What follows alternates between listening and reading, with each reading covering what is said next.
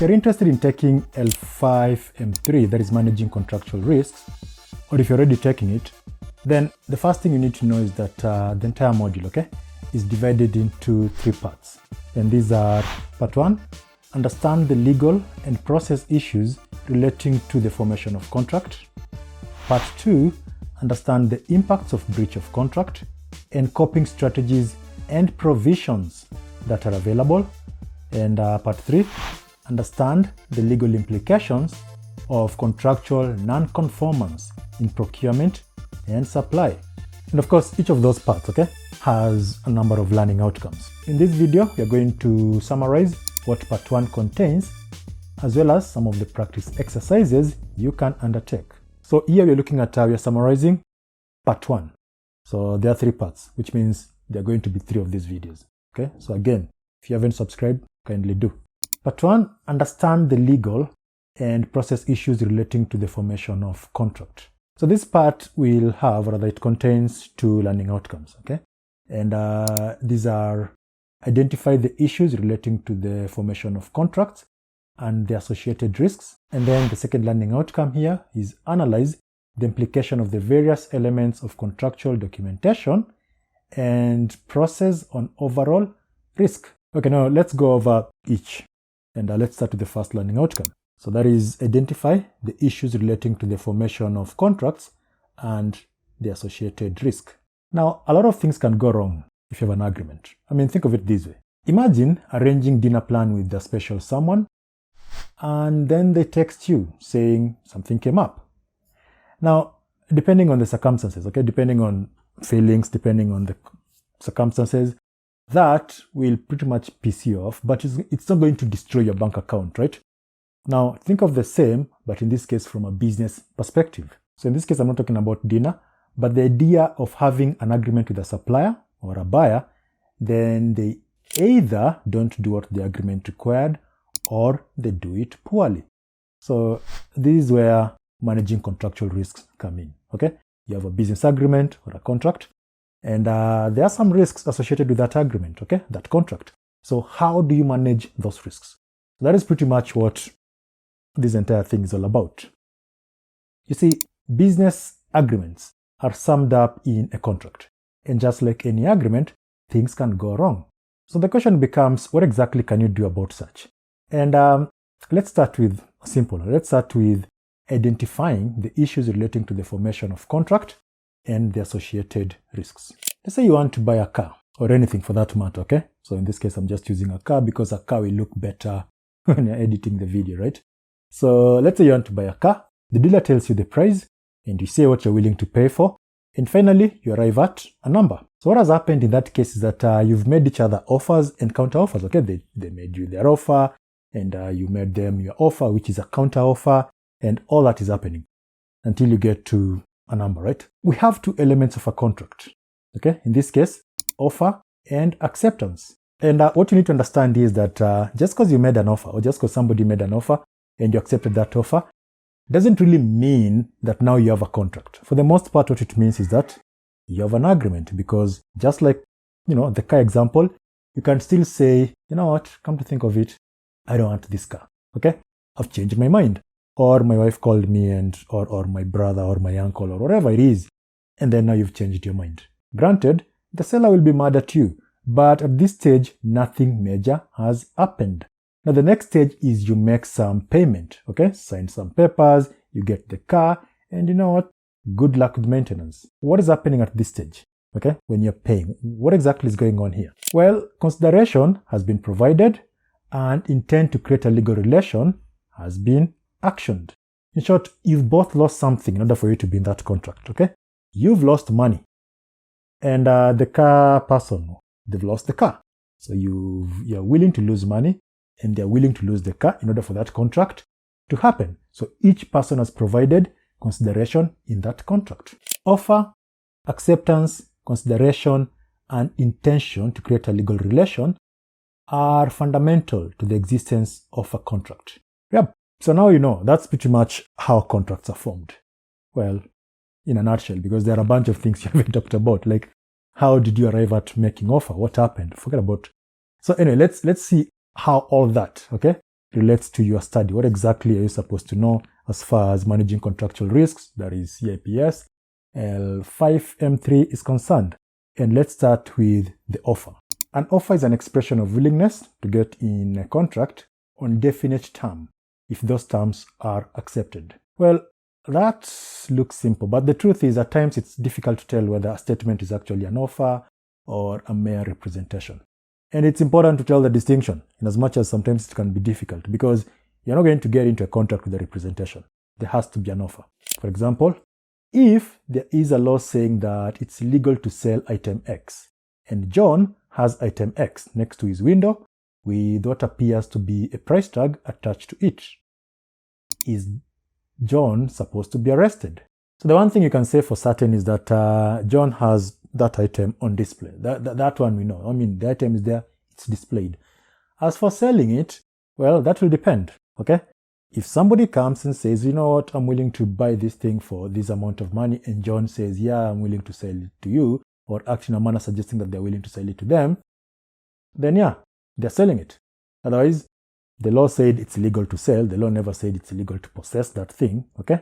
So that's the thing. What John is doing is simply an invitation to treat. In short, you need to know what an offer is and need to know what an offer is not, okay? And that simply means you need to know what is an invitation to treat, because sometimes things look like if they're offers, but in reality they're just invitation to treat, which is just a fancy way of saying invitation for you to come and make us an offer. So in this case, we're talking about things like displaying goods as well as certain forms of advertisements. So here's a question. When you get a drink from an automated vending machine, who made who an offer?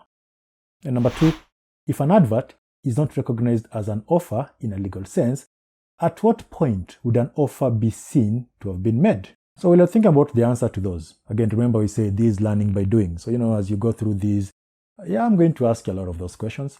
And I'm even going to add some I'm going to add a link, okay, in the description that you can use to access a bunch of all this stuff, right? So when you think about that, I also want you to think about various types of offers. In this case, counter offer, okay, which simply means a situation where you make an offer, and instead of me accepting your offer, I make you an offer on my own. So think of it this way. Let's say, it's a job interview or something. And then they ask you how much money, or rather you ask them, how much money are you paying? Or, the salary thing comes up. And then they say, we'll pay you 50,000. And you say, no, I'm willing to do it for 70,000. Okay.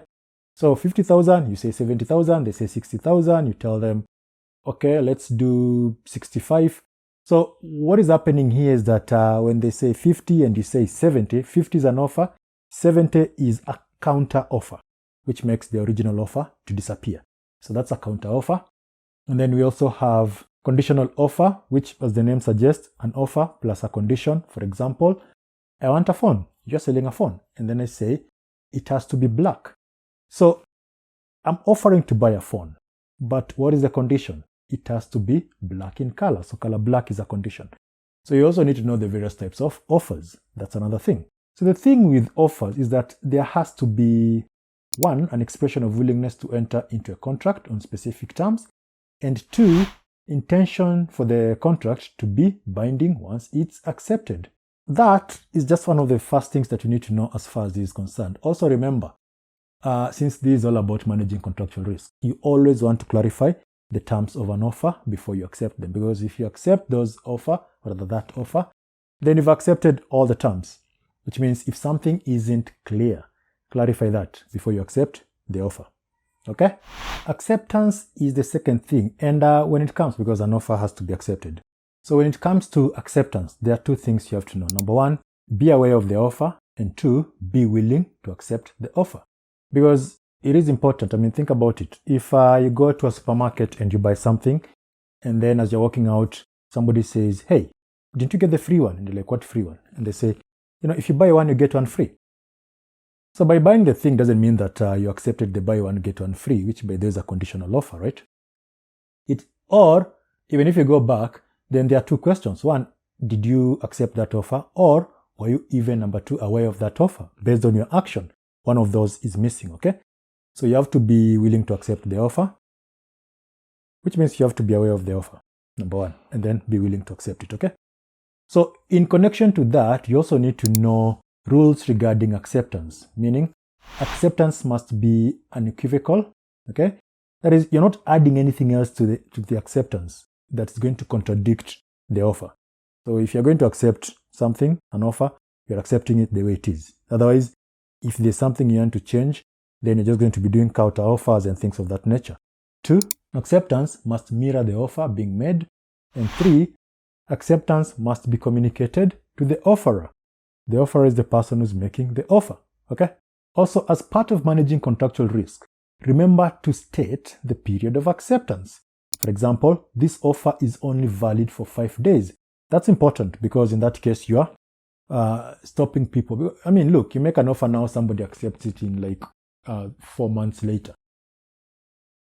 Economically, that's a problem, right? Especially if it is something that you're selling. That is the reason why you always want to like put conditions, okay? Or something like a duration when it comes to accepting the offer.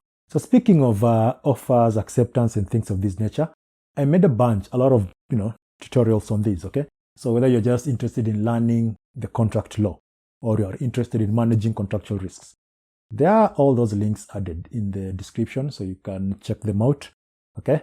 And see if there is anything you fancy there below, okay? Now let's move on. Consideration, that's the next thing. So consideration, what is consideration? This is the price you pay in order for you to get into a contract. Meaning what? If you're in a contract, you're paying something. That's it. If you live in a house, you pay rent, and the owner of that house has to sign up exclusive rights to you, okay, which says that while you're in the house, they are not in the house. So you're there, okay? So they have to lose the house, more like lose possession of that house because you're the one who's possessing it. The ownership is still theirs, and you have to lose money in order for you to continue being there. You buy a car, you lose money. The guy selling you the car loses the car. We talked about that one. So that's consideration, the price you pay in order for you to be in that contract. The whole thing is based on the principle of quid pro quo, meaning something for something. And there are a bunch of things you need to know about consideration. So in this case, we're talking about things like examples of consideration, that is executory, executed, past consideration. You need to know that, okay? Executory, nothing much has happened. Executed, something has happened. Either they've paid or the supplier supplied, which means a breach of contract will occur if the other party doesn't do what they're supposed to do. Past consideration, that is just any promise made after the contract has been made or performed. That one is not legally binding because it's not part of that contract. You need to know that. And you also need to know the rules of consideration. For instance, consideration has to be sufficient, but it doesn't have to be adequate. The point is you need to be in a position to explain that. You need to be in a position to explain that. Okay? Meaning what? Look, let's say somebody's selling you a car, okay, whose market value is $200,000, and they're selling it to you for a price of, say, $2,000. So is that a legit contract? The question is, the amount that they've asked for, is that what you've agreed to pay? Okay? Or have you paid what they've asked for? Which makes it sufficient, but doesn't have to be economically adequate. So the law isn't so much interested in how much you pay. The law is interested in, did you pay what you agreed on in that contract? Willing buyer, willing seller. Of course, there are situations where, like when you have floor price and ceiling prices, that is economics, then the issue of price can be something that the law will step in to look at. But in most cases, free market, willing buyer, willing seller. So as long as the consideration is sufficient, the issue of economic value, like the market value per se, because again, it has to be something economical. That one, the law never really bothers so much with. So at this point, if you have a question or something you need to communicate, like there's something bothering you, of course, you can use any of the availed social media platforms, okay? Zerite Network on Facebook, Zerite Network on Instagram, Zerite Network on TikTok, X, all that stuff. And if you haven't subscribed, make sure you do so. Come on. So let's move on. So in addition to knowing all that, you also need to know how to insert clauses showing which documents take priorities over which one, as well as rules regarding making changes in contracts. Okay, we're talking about variation. So just knowing how to form a contract is one thing. I mean, remember, this is not like you're not really studying contract, you're studying managing contractual risks. Okay, that's what L5M3 is all about. Okay, that is level 5, module 3 in CIPS. So, yeah, you know, an offer, acceptance, consideration, and all that stuff. You also need to know, like, which document is going to take priority over which one, as well as if you are going to make some changes, how are you going to do that? Okay, and you also need to know the factors to consider when making changes in a contract. And the good thing about this is that I did a YouTube video on that. Okay, I've put it again in the description. Once you're done with these, okay, you can check that video. It's all about contract variation. Okay, it's all about factors to consider when making changes in a contract. It's a standalone video. You can check it out. Battle of the Forms is the last thing that you look at in Learning Outcome 1. Okay, Part 1, Learning Outcome 1. And the point is that people are actually fighting the battle, but the battle is based on papers, okay, forms, as Battle of the Forms. So you're simply trying to figure out which terms are we going to use in that contract. Think of it this way. Suppose a company offers to sell a piece of machinery to another company on the standard company terms of the seller. The terms include a price variation clause, which allows the seller to charge more for a machine if it turns out to be more expensive to produce than originally estimated. So how is the buyer going to react to this?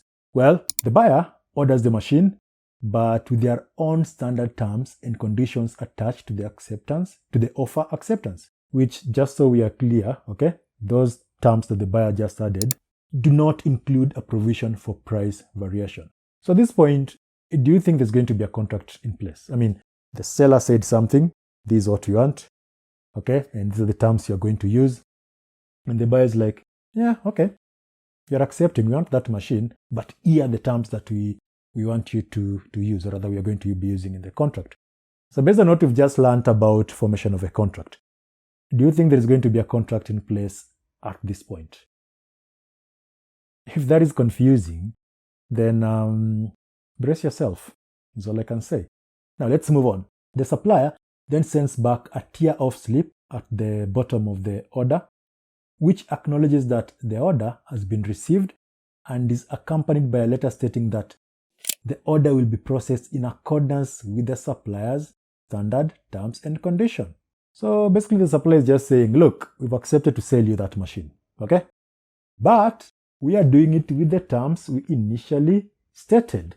Forget about these things you've just told us. We are selling you since you want to buy it, okay? We are processing the order, but you're selling it to you using these terms that we've put here, the original terms. So the machine is delivered to the buyer, okay? But the seller makes a demand for more money under the price variation clause. Here's a question you need to find an answer to. Does the seller have the right to claim the extra payment in this scenario? Now, all that, the seller saying this and the buyer saying that through all these forms is an example of battle of the forms. And the rule is simple. The last form wins. So if you're exchanging, these are my terms, and then you send them, and then I send you my terms, and then, so the last terms to seal that deal, these are the ones that you're going to use. The last form wins. That's the point in Battle of the Forms. I've added a link to a video I did on Battle of the Forms, so you can check it out too, okay? You can check it out too once you're done. I'm basically giving you all the resources that you need to either pass your level 5 module 3 exams, or to just be good at managing contractual risk. I mean, that has to be worth something, right? I mean, something like, comment, subscribe, all of those. So kindly do one or all of those things, okay? That's quid pro quo, right? Here's a question. What is the general principle used to decide who has won the Battle of the Forms? And again, that answer, I've just talked about it a few seconds ago. So you should be in a position to answer that. Now, that is the end of Learning Outcome 1 of Part 1 in Managing Contractual Risks. Now, let's move on to learning outcome 2. Learning outcome 2 is analyze the implication of the various elements of contractual documentation and process on overall risk. The thing you have to understand is that when you're getting into a contract, you generally don't get into a contract knowing that there are risks and you're okay with those risks. Not really. When you realize that there are risks in a contract, then you want to mitigate them or you want to manage them as best as possible. During negotiations, parties will aim to identify risks and assign responsibility. What mechanism in a contract can help us with these issues? Which is what this part is all about. Okay, so in this case, we're just talking about, or rather we are looking at some of the mechanisms that can be used in managing these risks. And the first one is indemnity. So indemnities and liability. And we start with indemnity. An indemnity is an arrangement where one party promises to compensate another party for a trigger event. Meaning what? And a trigger event in this case, okay? A trigger event is something that you've defined in the contract. And if that thing happens, then the other party has to, or the party who's triggered that event or whatever, has to compensate the other party, okay? For example, let's say you are entering into a contract to rent a car. How will that clause look like? The indemnity clause and the trigger event. How will that look like? So it could be something like, if you, as the renter, cause any damage to the car during the rental period, you agree to indemnify, basically compensate the rental company for the cost of repairs or replacement. In short, you are responsible for covering whatever cost arises, okay, as a result of your actions. Maybe you destroyed the car or whatever it is, you scratched it. That's entirely up to you to cover, okay, that cost. What is a trigger event in this case? So this might include accidents, scratches, dents, or any other form of damage that affects the car's condition. Now, if you're looking at that and thinking, yeah, well, that's a fairly straight example, can you give us another, which in this case relates to purchasing and supply? Okay, here's one. Let's say a company enters into a contract with a supplier to deliver steel for manufacturing vehicle parts, okay? An indemnity clause in this case might specify something like, if the delivered steel is found to be below the agreed upon quality standards and causes production delays or defects in the parts, the supplier is liable to indemnify the company for any loss or any resulting financial losses. So if the supplier delivers the steel, okay, and those steel leads to production delays and production defects, okay, again, which in this case becomes the trigger event, then the supplier has to compensate the buyer, okay? Indemnity clauses are used to help manage the risk associated with a contract. So the idea here is to protect yourself from losses that could result from the other party's actions or inaction, okay? So it could be something they're supposed to do or something they failed to do, which they're supposed to do, okay?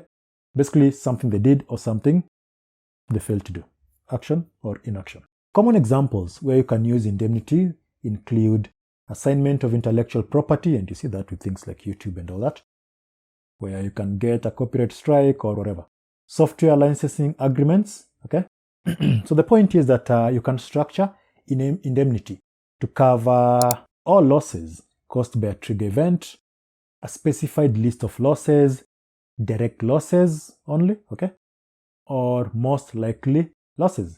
And then as part of learning by doing, just looking at that list, okay, you should be in a position to give examples relating to all those, like what could be a specific loss, something like that.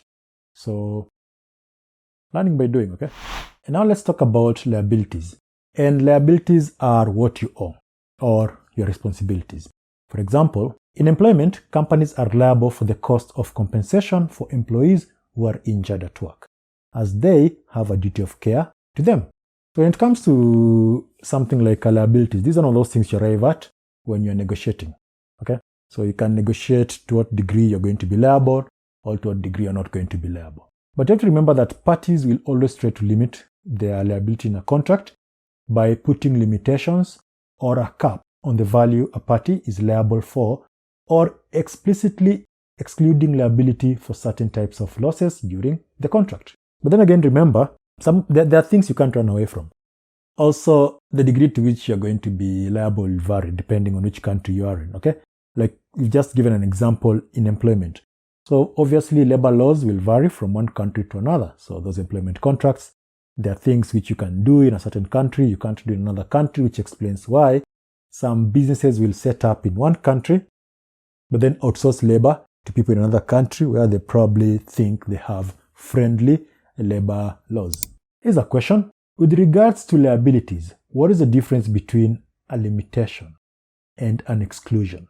Learning by doing again. So there are a lot of those ones, okay? Questions that you're supposed to find answers to.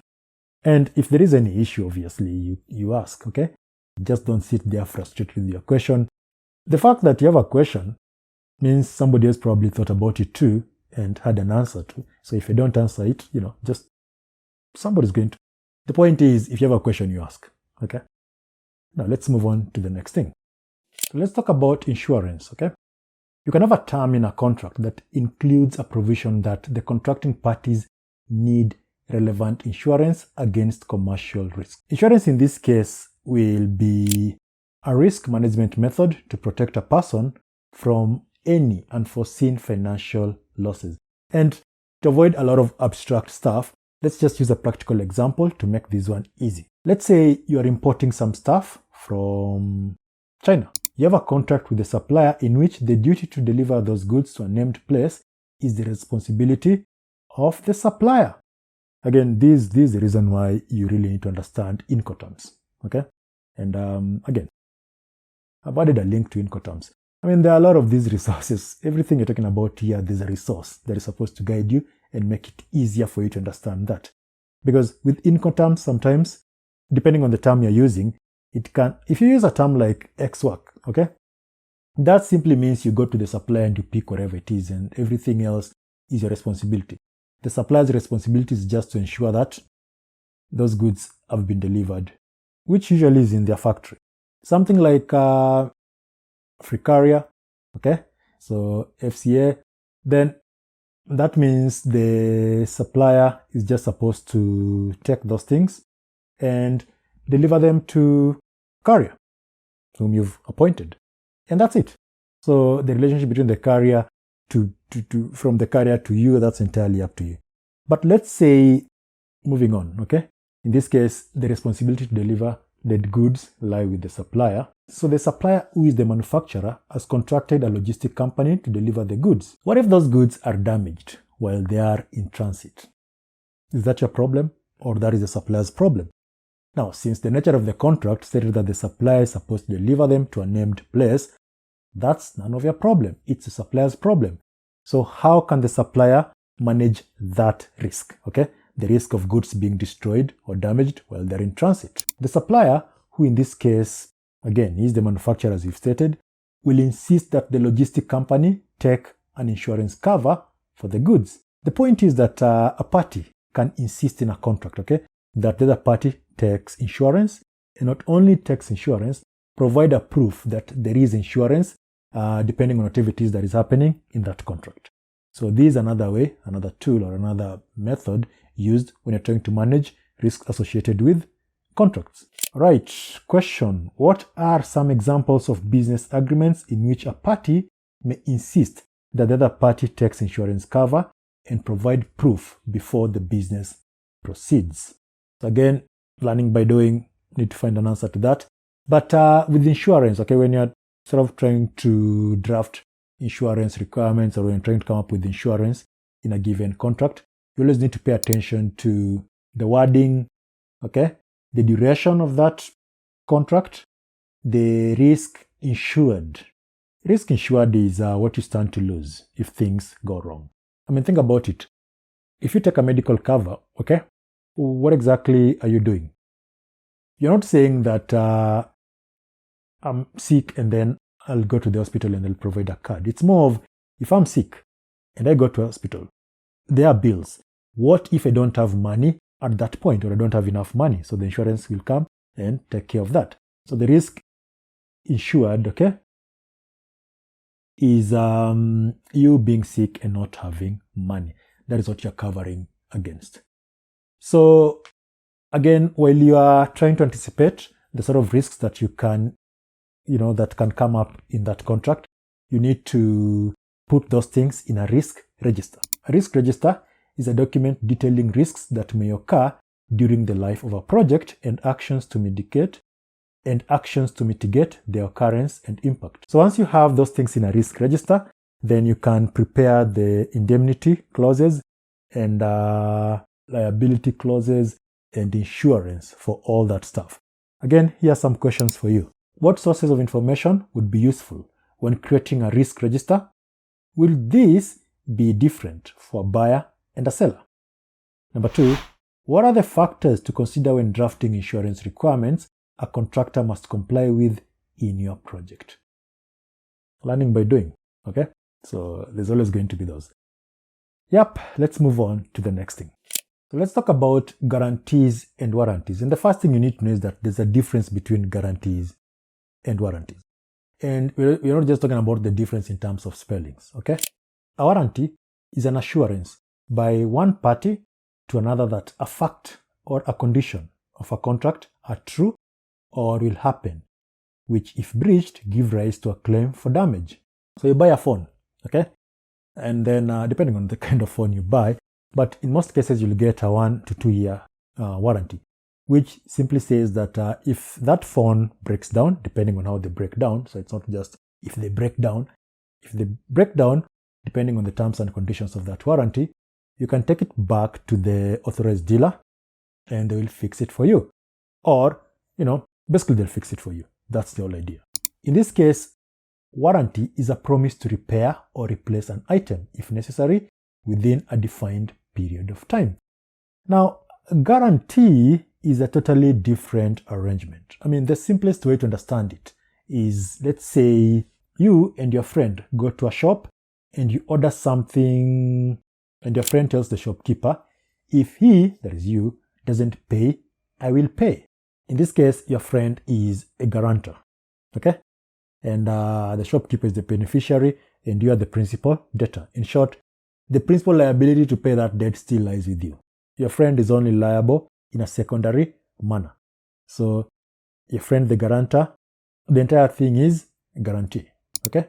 Now, how does this help with managing contractual risk? And to understand that, okay, to understand how guarantees help when you're managing contractual risks, let's look at another example. So in this case, let's look at a proper example, a big example. Let's imagine that a government agency is procuring construction services for a major infrastructure. Now, let's assume that a small construction company, let's call it Company X, is about to be awarded that contract or has been awarded that contract.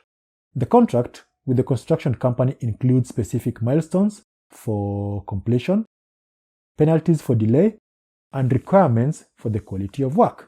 Now, the challenge is that Company X is actually a small company and they are not financially, or they look like if they are not financially in a position to handle that entire contract, in as much as they can do it, but this government agency has some doubts. How does the government agency protect itself from the risk of default or inability to complete the project?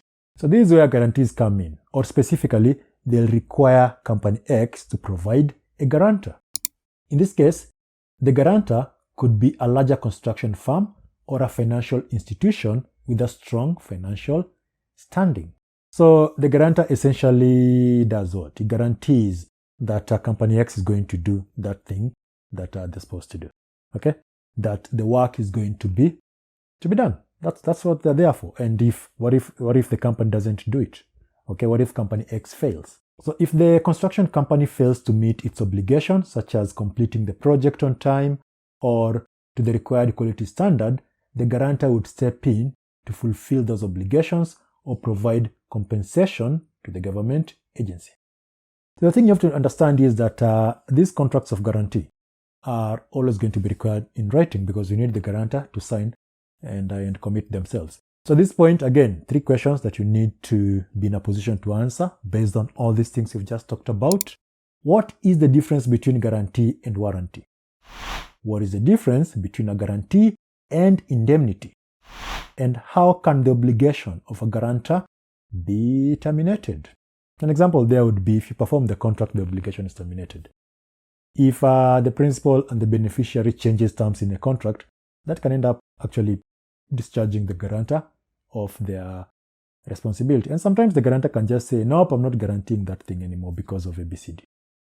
So, those are some of the questions that you need to find answers to. So don't just look at a video and be like, yeah, I've understood it. It's one thing to do that. It's another thing to actually understand the video. Now, let's move on to the next one.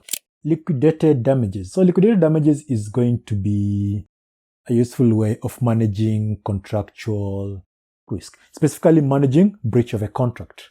And in this case, we're talking about, so liquidated damages is an agreed sum of money which is payable by one party to another in the event that they breach a term in a contract. This differs from indemnity, because if you're looking at that and thinking, well, we already have an indemnity clause, like if you hire a car, renting a car, the example we used. If you rent a car and you dent it, you'll pay. Yeah, well, you see, in that case, you're paying for the loss that the financial loss that the other party would have incurred. But with liquidated damages, you just, from the start of the contract, you're just saying, if this thing happened, this is how much you are going to pay. So it's not a question of indemnifying. It's a question of compensating the other party because you failed to deliver, you pay 50,000. Okay? Which is not the same as saying, if you deliver late, then you'll pay us for the loss we incurred as a result of your late delivery. Now that is indemnity. But if you have a fixed amount saying, you're supposed to deliver on Monday and Wednesday, failing to deliver in any of these days will attract a fine or will attract a penalty of 50,000. That becomes liquidated damage because it's a specific amount of money that we've stated, which is different from unliquidated damages, which is an amount of money that the court will decide based on a breach of contract. So with liquidated damages, the damage must be a genuine estimate before the breach occurs of any consequence from a financial viewpoint, which means in this case, as far as managing contractual risks and understanding liquidated damages is concerned, you should be in a position to answer the following questions. What are the key features of liquidated damages? And how do liquidated damages differ from indemnities? Which, to be frank, I've already answered, but Okay, so how does it differ from, how does liquidated damages differ from indemnities? And in connection to that, you also have to understand issues surrounding payment and terminology used. For example, net 7, net 30, net 60, which is just a fancy way of saying we'll pay after 7 days, net 7, we'll pay after 30 days, pay after 60 days. There are all of these things, cash on delivery, cash on the next delivery, things of those nature. Because if you get into a contract, payment is one of those things that is heavily negotiated. And so you need to understand what are the terms, what are the rules regarding payment. Okay?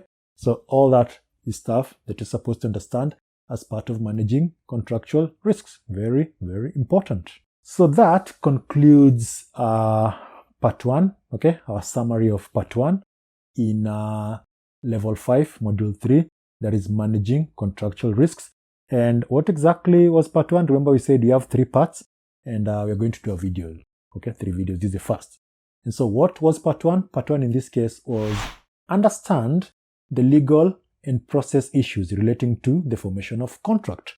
And we said it has 2 learning outcomes, and we've looked at both. So the learning outcomes in this case were identify the issues relating to the formation of contract and associated risks.